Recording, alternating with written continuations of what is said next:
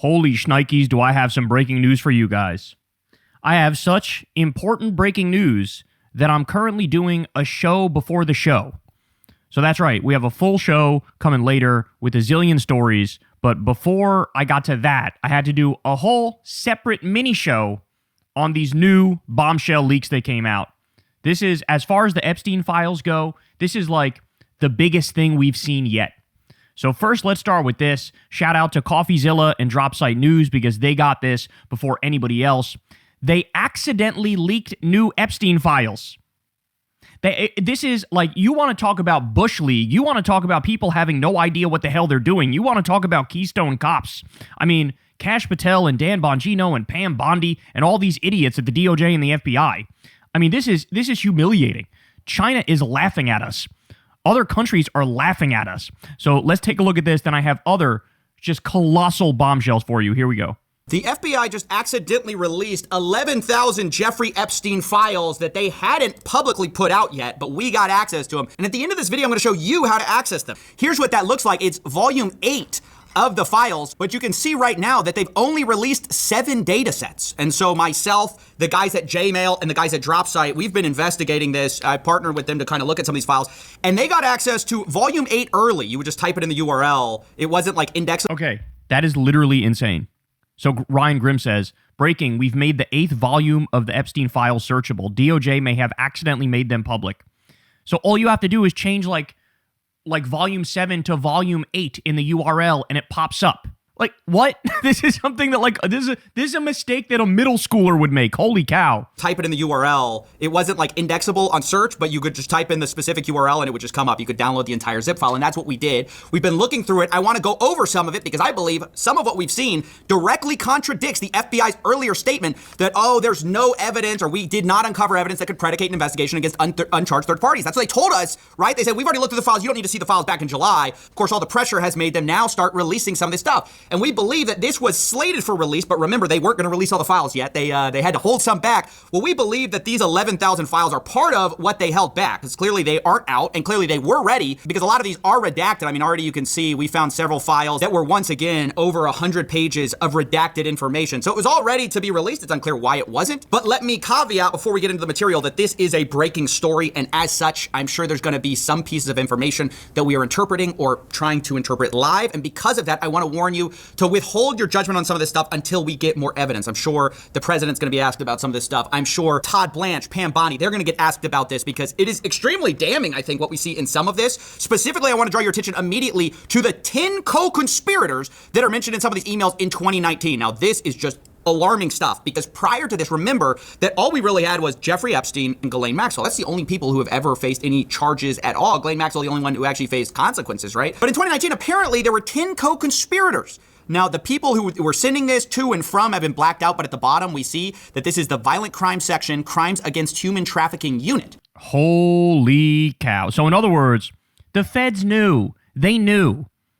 They understood this wasn't just... The story that we've been told is like, well, Jeffrey Epstein was just a lone pedophile, and like Ghislaine would traffic girls, but it would just be to him. And it's like, actually, no, that's not what's happening here. This is an international human trafficking ring. That's what this is. And so now, you know, it wasn't even just Ghislaine and Jeffrey Epstein. There are 10 co-conspirators.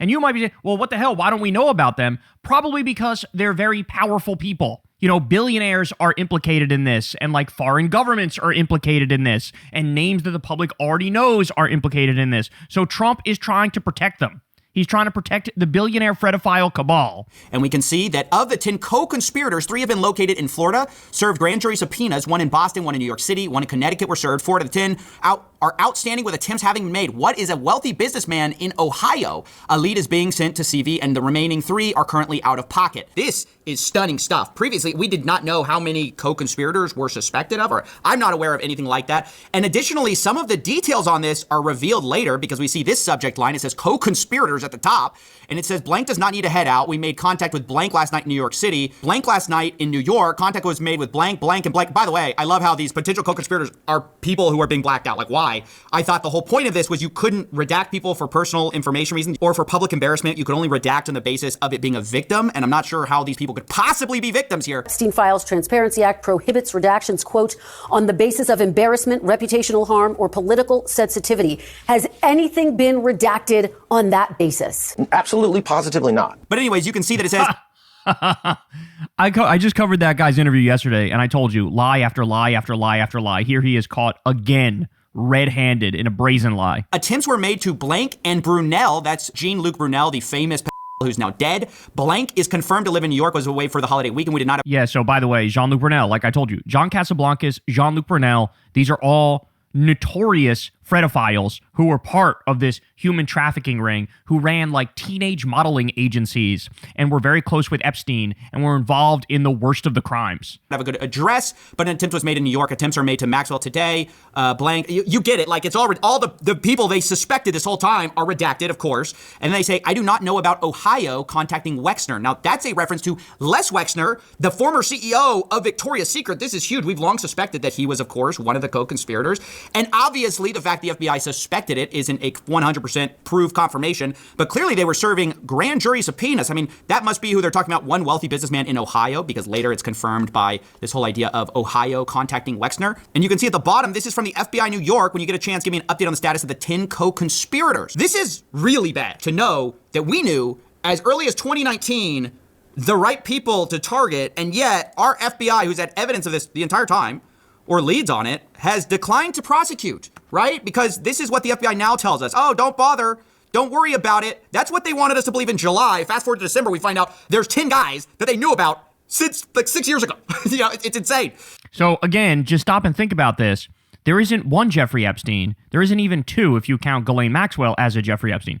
There are at least 10 Jeffrey Epsteins. I've even seen some speculation that the actual number goes as high as 20.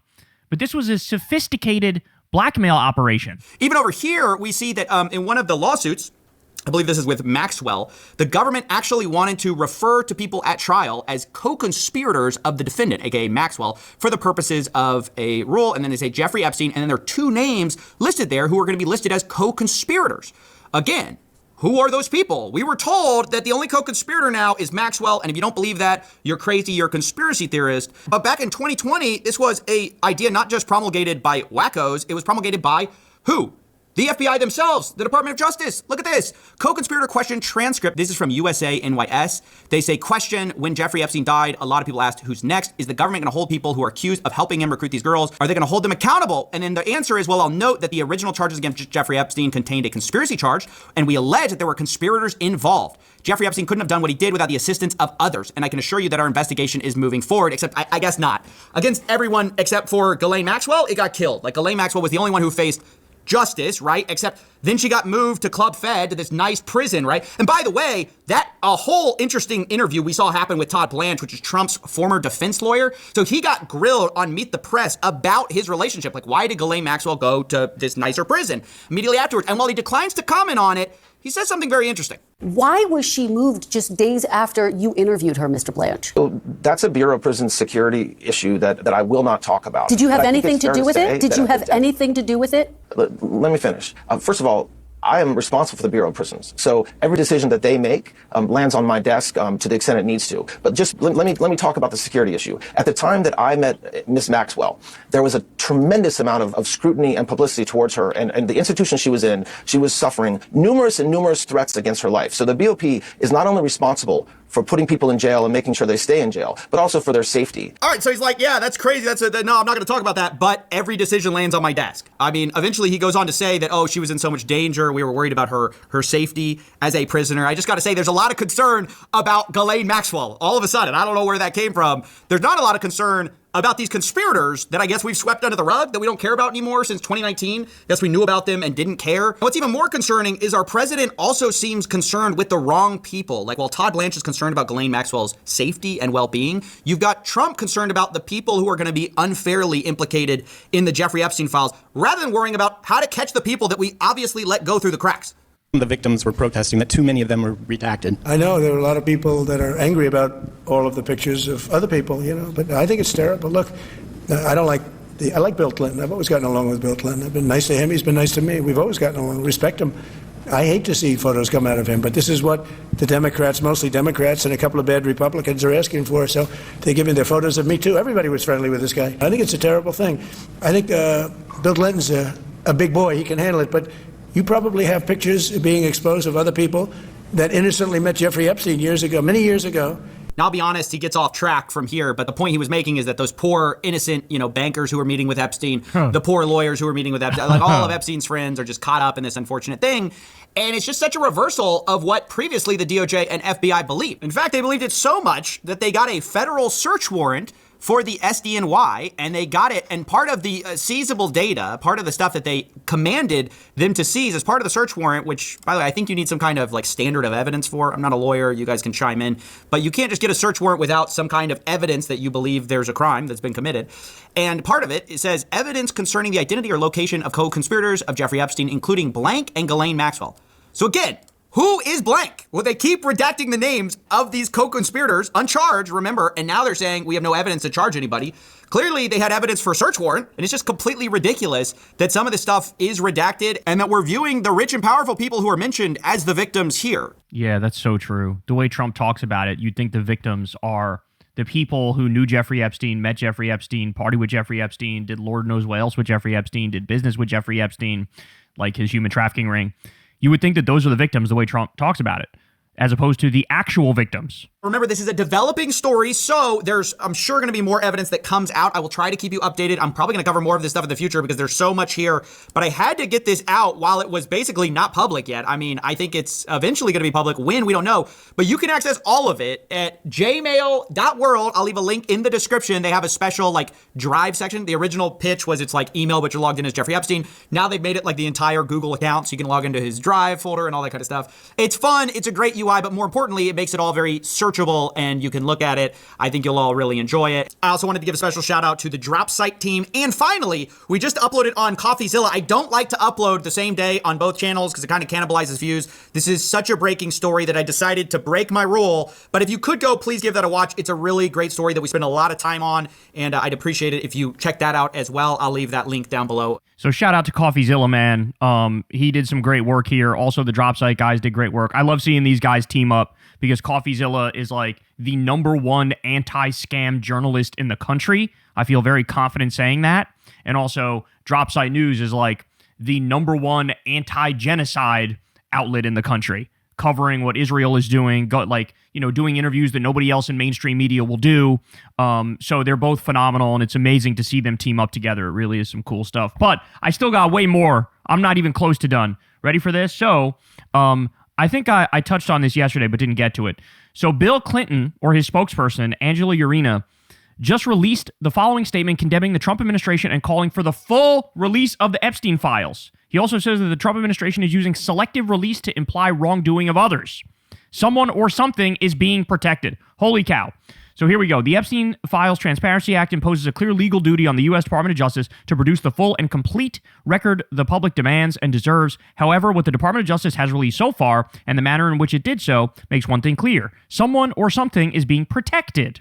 We do not know whom. Yeah, gee, I wonder who it is, what or why, but we do know this. We need no such protection. Accordingly, we call on President Trump to direct Attorney General Pam Bondi to immediately release any remaining materials referring to, mentioning, or containing a photograph of Bill Clinton. This includes, without limitation, any records that may exist and are subject to disclosure under the Act, Public Law 119-38 enacted November 19, 2025, including grand jury transcripts, interview notes, photographs, and findings by the U.S.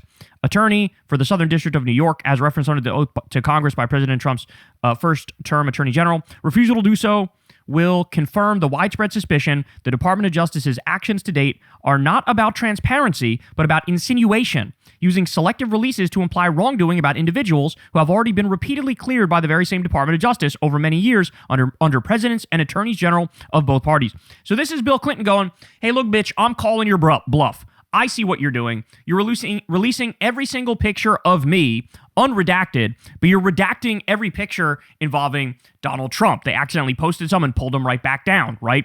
They're trying to protect Epstein criminals, people in the Epstein class who were doing horrific things, but they're throwing the victims under the bus. They're not abiding by the spirit of the law or the letter of the law. So basically he's saying, All right, bitch, you really want to do this? Let's do this. Drop every single thing you got, because I guarantee you whatever's there is much more damning about you than it is about me. So that's what Bill Clinton is doing here. He's calling the bluff of Donald Trump. He says, look, I know what you're doing. This is him saying, you think I was born fucking yesterday? You think I don't know that you instructed the DOJ and the FBI to hide all the Republican names, to hide all the MAGA names, to hide everything about Trump, to hide everything about his billionaire donors, but to release the stuff about me? Of course that's what you did. And you know what? He's not wrong on that fact. That's exactly what's happening. So they're trying to like throw everybody off the scent of what Trump did and what MAGA did and what his billionaire donors did and what the Republicans did by saying, oh, look over here, Bill Clinton, look over here. And by the way, this like little bait and switch move or this red herring move works perfectly on the MAGA base because they want to be misled by Trump. They want to believe his BS. So it is kind of shocking to see Bill Clinton release this statement at this point in time. But there it is. He's basically going, all right, son, release all of it. We saw what you did. There were 16 files that you dropped that you were afraid implicated you and your donors, and then you pulled them right back down after everybody had already seen them. So you have a lot to hide. I don't have anything to hide. That's effectively what he's saying here. And remember, let's not forget, Jeffrey Epstein himself, in his own emails, remember we had the email leak recently, 23,000 emails? In his own emails, he said that Bill Clinton had never gone to Epstein Island. He said that. He said that thinking nobody would ever read it because it was his own personal private emails. Donald Trump allegedly admitted behind closed doors he knew that Bill Clinton never went to Epstein Island. So I got to be honest, in the course of a lot of these leaks, there's a lot less there on Bill Clinton than I originally thought. I originally thought, oh, he's just as guilty as anybody else. He's guilty as sin when it comes to these people. But now when you look at it and you look at the other pieces of evidence that have come out, you go, yeah, look, there might be some dirt there, of course, but you think the dirt on Trump isn't worse than it is on Bill Clinton? It is objectively worse, and we're going to get to some more of that now. All right, here we go. This is incredible. So Ed Krasenstein posted the following. You can't make this stuff up. Listen. I was just able to recover some of the redactions to Trump's Epstein files, and you won't believe what I just found. The Trump DOJ screwed up some of the redactions so bad that you can recover them. And I did so simply by copying and pasting the text. When I did, this is what was there. This is 100% proof that Trump tried to cover up the existence of other participants in Epstein's crimes. It says right here that they paid large sums of money to participant witnesses in order to keep them quiet, as well as their attorney's fees. This means that Trump tried to hide the fact that there's other participants and other attorneys who know about it, as well as those who helped Epstein release damaging stories and destroy evidence. This is the biggest cover-up in American history. The biggest cover-up in American history, and you know what? He's not wrong. He's not wrong. All he did was copy and paste into Notepad, and all of the redactions went away because we're dealing with fucking amateurs. This is what happens when you appoint podcasters to lead the FBI. This is what happens when you put Pam Bondi as the head of the Department of Justice when her only requirement was that what? She let Trump get away with scamming people with Trump University? That's literally the case. So, holy shit. Can you believe that? They I mean, this is the most amateur shit I've ever seen. They redacted it, and you could just unredact them by posting it somewhere, by posting it in Notepad. Copy and paste. That's all. All right, more. Ed Krasenstein says the following. Breaking. Some of the DOJ's redactions on the Epstein files weren't redacted correctly and can be unredacted and seen. I'll explain the process at the end of this thread. Unredacted version of below redaction. So I'm going to read through a bunch of this stuff for you here, and you don't need to understand all of the specifics because I admit it gets a little wonky and it gets a little hard to understand, but you will get the broad strokes here. You will get what's happening. Okay, ready? It was redacted and now it's unredacted because of what he did. And this is what we learned. Defendants Khan and Indiki controlled and directed the activities of the other entities and personal bank accounts of Epstein accounts after they were funded. One, and frequently both of them, were officers or directors of Butterfly Trust, of companies holding Epstein's real estate as laid out below, and of the Financial Strategy Group. And it goes through like a bunch of names of different companies that Epstein owns. Okay. As of October 23rd, 2007, Indiki was listed as president of the foundation. He also was a signatory on the foundation's checking accounts. Between September 2015 and June 2019, Indiki signed foundation account checks for over $400,000 made payable to young female models and actresses, including a former Russian model who received over $380,000 through monthly payments of $8,333 made over a period of more than 3.5 years until the middle of 2019. GVI versus Estate of Jeffrey Epstein, GVI's second amended complaint page. In November 2017, Indiki signed a foundation check made payable to the immigration lawyer in New York who was involved in one or more forced marriages arranged among Epstein's victims to secure a victim's immigration status. The check's memo line references the former Russian model's last name. Okay. JSC Interiors LLC is a New York limited liability company. The articles of organization of which were filed in November 2014. The articles list JSC, who was forced and coerced to have sex with Epstein, as the company's sole owner. JSC was manipulated, exploited, and controlled by the Epstein enterprise. According to JSC's operating agreement, Khan was to be the initial manager of the company with full and complete authority, power, and discretion to do all things necessary or convenient to manage, control, and carry out the business. Khan also had signatory authority for JSC's bank accounts. GVI versus Estate of Jeffrey Epstein, GVI's second amended complaint. One of JSC's bank accounts was funded entirely with money transferred from Epstein's personal bank accounts. JSC's payroll was paid to two persons, one of whom was the listed sole owner. Khan gave conflicting reports to JSC's bank about the second person on the company's payroll and the reasons for its payments to her. Once he described her as an interior designer, which would justify the payments in light of JSC's purported line of business, but which appears to have been false. The other time, Khan described this payroll recipient as a dentist, which would not justify JSC interior payments to her, but which appears to be true. All right, we're getting there. Bear with me here. Indicate made wire transfers from another of Epstein's personal accounts with a different bank totaling almost $50,000 between November 2016 and 2019, just before Epstein's arrest, to women with Eastern European surnames, including one known to have recruited young women and girls for Epstein. Okay, now we're getting to the meat of it. Okay? GVI versus Estate of Jeffrey Epstein's, from another of Epstein's personal accounts with another different bank, for which Indiki had signatory authority, someone acting on Epstein's behalf made a total of 21 separate withdrawals, each in the amount of $1,000 on every but one business day from April 9th, 2019 to May 8th, 2019. Payments from this account totaling almost $60,000 were transferred by wire to young women, mostly at foreign beneficiary banks, in February and March 2016. So what's being said here, effectively, is they have this complex web of bank accounts, and Epstein had all these different people involved. But functionally, what's happening here is he's buying girls from like post-Soviet bloc countries and having them come over here to effectively be prostitutes, to effectively be human trafficked, if you will. And so in order to do that and cover it up, you have to have these cover stories of, oh no, this is for interior design. Oh no, this person is a dentist or whatever. You know, he sends monies in in certain denominations, a certain amount each time. And then remember, this actually connects to something we discussed the other day, where we caught them red-handed texting about like buying and selling girls like they were fucking cars or something. And they talk about how, they want $1,000 for each girl, right? Well, what does it say here? Again, the amount of $1,000 on every but one business day from April 9, 2019 to May 8th, 2019. So this is exactly that.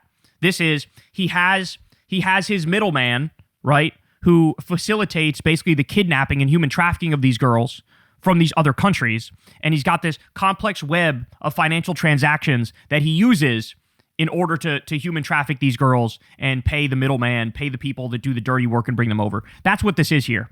And if you read through more, you can actually see, like, it gets into more of the specifics here by naming, the different companies and how things are registered. But, like, this is all the stuff that they're trying to redact. They're trying to redact the further evidence and the complex web of, like, hey, this is actually human trafficking. That's what they tried to redact. Now, the fact that they're redacting that is wildly, wildly illegal, y'all. Wildly illegal, because according to, the law, they have to, the only thing that they can really hold back is, the victims' names. That's it. Everything else they have to release. And instead, they're protecting the criminals, and they're hiding the intricate web of how this disgusting, depraved business worked. All right, but I'm still not done, bro. How about this? Get ready for this one. Revealed in Dataset 8 of the Epstein Files release, which was briefly posted on the Justice Department's website today, there is a letter alleging to be sent from Jeffrey Epstein to convicted sex offender Larry Nassar. You remember that guy? This is the guy who was like the doctor for the U.S. women's gymnastics team, the Olympics gymnastics team, and he allegedly did all sorts of horrible abusive things, like fingered these poor girls and stuff like that. And he ended up going to prison for it. Okay, so let's continue. The letter, which is postmarked just days after Epstein died, reads, Dear LN, as you know by now, I have taken the short route home. Good luck. We shared one thing, our love and caring for young ladies at the hope they'd reach their full potential. What? Our president shares our love of young, nubile girls. Huh? When a young beauty walked by, he loved to, quote, grab snatch, whereas we ended up snatching grub in the mess halls of the system. Life is unfair. Yours, J. Epstein. The letter was returned to sender. Reporting indicates that Epstein sent a letter to Nassar from prison before his fluicide. The contents of that letter were never revealed. Additional documents show that the letter was submitted for handwriting analysis, though it is unclear if investigators reached a conclusion on whether or not this was definitively written by Epstein. And then it gives the exact place of the images in the files, but it was posted, then it was unposted. Bro, they are hair on fire, scrambling, falling apart at the DOJ and the FBI because all these amateurish mistakes, accidentally releasing batch 8 first because people figured it out, people figuring out how to get rid of the redactions and stuff. And so there was a point they posted it and unposted it. And like, I mean, they're cooked, bro. They are cooked. This is unbelievable. Think about what I just read to you. Our president shares our love of young, nubile girls. When a young beauty walked by, he loved to grab snatch, whereas we ended up snatching grub in the mess halls of the system. And lest you think, well, I don't know about this one, CNN already has an article out about this. I'm giving you the Midas touch part here, but CNN actually has an article out about this. So, wow. I'm at a loss for words. The worst thing you could have imagined when it came to these Epstein files and Trump's involvement, the worst thing you could conceive of, the reality is actually worse than that. It's worse than that. All right, ready? Here we go. Massive breaking. Data set 8 of the Epstein files shows that a victim stated that Trump and Epstein raped her, and that a limo driver heard Trump in the back speaking to Jeffrey about, quote, abusing girls. The victim then, quote, committed fluicide in January of 2000 after reporting the incident. Police didn't believe it was fluicide. Share this everywhere. And so, that's what this lays out in simple terms. I gave you the Cliff Notes version, but that's what this lays out here. Now comes the fighting underneath. So here's Brian Krasenstein saying, here's a full document of the FBI tip. This was released in data at 8 last night. It is also easy to confirm that there was a fluicide that took place in Oklahoma on that date. So you click this, justice.gov, Epstein files, and you see it is here. It is here. Okay? And then the replies are, you see a lot of MAGA types going, this is not accurate, and they cite something that shows like Grok says it. This person says unverified anonymous tip to authorities based on hearsay from the caller. What about the alleged victim told him about what the alleged victim told him? Brian Krasenstein, you notoriously spread disinformation on your X account. I've never taken you seriously. Brian says full document. Anybody can confirm the woman's fluicide in 2000 in Oklahoma. And then this just goes on and on and on. And like I said, somebody's posting. I saw some people posting. Grok says it's not real. But again, I mean, you determine for yourself here. You click justice.gov/Epstein files and you see it, right? So some of this stuff is like, I'm at a loss for words. I've been following this stuff forever. And even I'm going, holy shit, what? Come again? What are we talking about here? This is worse than the worst case scenario. All right, I got more. Mark Epstein submitted an online tip to the FBI in 2023 saying that his brother Jeffrey was murdered by Trump because he was about to name names. So this is something I had told you. Jeffrey Epstein actually was beginning to leave breadcrumbs and tell stories about Trump right before he was killed, right before he was no longer with us. He was fluicided, right? Again, that's just a fact. I've talked about that in the past. So apparently Mark Epstein, Jeffrey Epstein's brother, believes Trump had him killed. All right, more. So this one's fake. DOJ releases shocking fake video of Jeffrey Epstein suicide as part of file dump. So yeah, so this is the DOJ saying this was part of the file dump, but it's also fake, and we know it's fake. It's a CGI video from 5 years ago. So I don't know why this was part of the files. Is it an attempt to sort of, I don't know, leave some misinformation in there to then turn around and say, well, all the other stuff you're talking about is also misinformation. It's possible that's the reason. It's possible it's in there because they thought it was real for a brief time before realizing it wasn't. But yeah, this video is a fake video, and it was released by the FBI, and then a lot of people were posting it, not realizing it was a CGI video from 5 years ago. So very, very bizarre stuff there. Keith Edwards says, holy shit, more Epstein files were uploaded and accidentally leaked. In one email, an assistant U.S. attorney writes in 2020, quote, Donald Trump traveled on Epstein's private jet many more times than previously has been reported, including during the period we would expect to charge in a Maxwell case. Didn't want any of this to be a surprise down the road. So I didn't want any of this to be a surprise to the White House, what we have here. New batch of Epstein files shows a subpoena to Mar-a-Lago in the investigation of Ghislaine Maxwell. How intricately involved in the human trafficking was Mar-a-Lago, Trump's home? That's a legitimate and sincere question at this point in time.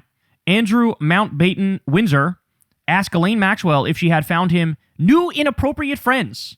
Epstein files email shows. Again, I love how the right-wingers who are obsessed with Pizzagate, what they didn't realize is that these people are fucking idiots, and they say stuff like, I sure would like to grape that little girl now. You know, they don't say like, oh, I need 7 hot dogs and 12 pizzas. No, they just say it out loud. Do you have any more new inappropriate friends for me? Chip, chip, cheerio. Like that's what this guy was saying. Jesus Christ. I'm happy he lost his royal titles. Scoop, former Harvard president Lawrence Summers was once designated as a successor executor in Jeffrey Epstein's will, positioning him to potentially oversee Epstein's estate, according to a copy disclosed by the Department of Justice on Monday. So is he one of the 10 co-conspirators who was involved with the ring? That's the question. All right, latest Epstein files dump shows creepy photos of temple with dingy mattresses, zodiac signs on Fredophile Island. So very bizarre. We already talked about how this temple was super fucking weird. But, you know, now they talk about how there's zodiac signs involved in it. It's like some weird occult type shit. Super strange, man. It really is. Like, it is mind-boggling. How about this? New Epstein files. Epstein feared returning to cell where he got strangled. Said, quote, I don't know what happened. On July 23rd, 2019, Jeffrey Epstein was found unconscious in his cell at MCC New York with neck injuries, snoring loudly and unresponsive. Medical staff documented a circular line of arrhythmia at the base of the neck, along with other marks of friction and bruising on his knee. Epstein told prison staff he didn't remember what happened, but was afraid to return to the special housing unit, saying it was where he had gotten marks on his neck and does not know why it happened. So it sounds like he was drugged and then assaulted, right? He said he had only slept 30 minutes a night for 5 days due to noise and stress. His cellmate, ex-cop Nicholas Tartaglione, had reportedly been harassing him, and Epstein claimed, quote, he tried to kill me. Staff noted Tartaglione had been aggressive and was seen mocking Epstein with a string around his neck. Despite these signs, the incident was labeled a possible suicide attempt. Very, very sketchy. Very sketchy.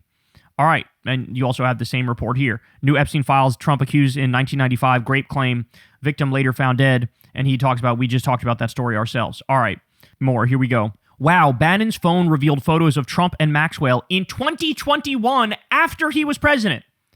This is decades after he claimed to be cut off from them while he had access to sensitive details about their case. You have got to be kidding me. You've got to be kidding me. Feds flag photo of Steve Bannon and Ghislaine Maxwell that was found on Bannon's phone in 2021. Not clear when photo was taken, and the photo itself is redacted, which it should not be according to the law. It should not be redacted. And then we have this from WAPO. New files show prison officials planned to house Epstein in a cell with Caesar Sayoc, a fanatical supporter of Trump, who in 2019 was sentenced to 20 years in prison after he mailed explosive devices to prominent Democrats and media figures. So this guy tried to kill Democrats for Trump. And what they were trying to do is put this guy in the cell with Jeffrey Epstein. Gee, I wonder why Donald Trump would want a murderous Trump supporter to be in a cell alone with Jeffrey Epstein, a guy who has all the blackmail and dirt in the world on him. That's a tough one to figure out. Why would you want somebody who would like to murder for you in your name, do your dirty work for you? Why would you want that guy in the cell with the guy who has immense amounts of blackmail on you and knows where every single body is buried? Metaphorically and also potentially literally in this instance. So, wow, guys, wow. Again, this is just, I am at a loss for words. I am astonished at what we just learned. From the incompetence and the ineptitude, from the redactions that you can unredact by posting them on Notepad and doing copy and paste, from, you know, the accidental releasing of the files where all you had to do was change the URL to 8 instead of 7, and then boom, it comes out and you can get, you know, a look at what the next batch is. From the posting to unposting multiple times. Accidentally posting pictures of Trump and pulling them down, then accidentally posting something else, pulling it down. They do not know what the hell they're doing. This is amateur hour. This is Keystone Cops. This is why you don't put Kash Patel and Pam Bondi and Dan Bongino in charge of anything. They are not fit to run an Arby's, never mind the DOJ and the FBI. And these unredacted Epstein files, man, holy shit, are we in for something. So anyway, like I said, we got a full show coming later today, but I had to give you a pre-show to the show. I had to give you a mini show before the full show because this required its own podcast, its own segment, its own breakdown, because it is just too spicy to leave alone. But wild stuff, man. I got my eyes on these Epstein files. I'll continue to give you any other updates. Hey, y'all, do me a favor and like and subscribe. It helps out big time in the algorithm. Click the bell as well for notifications when videos drop, and watch that video on screen right now. You know you want to.